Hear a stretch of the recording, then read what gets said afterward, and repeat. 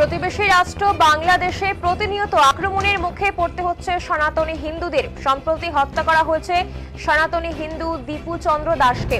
আর এর প্রতিবাদে শনিবার সন্ধ্যায় কোচবিহারের রাজপথে নেমে প্রতিবাদে সামিল হলেন ধর্মপ্রাণ সনাতনী মানুষেরা। এদিন কোচবিহার শহরের সাগরদিঘি সংলগ্ন এলাকায় বাংলাদেশে হত্যা হয়ে যাওয়া দীপু চন্দ্র দাসের প্রতিকৃতিতে মালা দিয়ে শ্রদ্ধা জানানোর পাশাপাশি বাংলাদেশের তত্ত্বাবধায়ক সরকারের প্রধান উপদেষ্টা মোহাম্মদ ইউনূসের প্রতিকৃতিতে জুতোর মালা পরিয়ে প্রতিবাদে সামিল হন এই আন্দোলনকারীরা।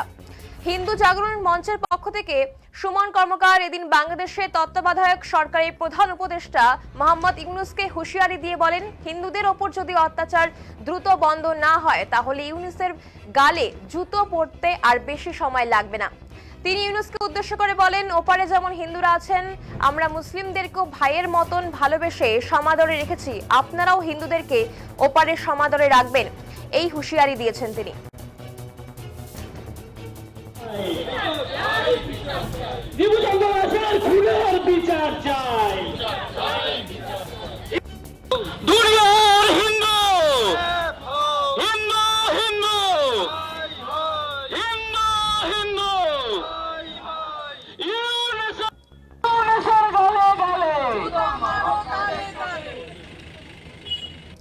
দাদা, এই যে আজকে আপনাদের কর্মসূচি কি নিয়ে কর্মসূচি?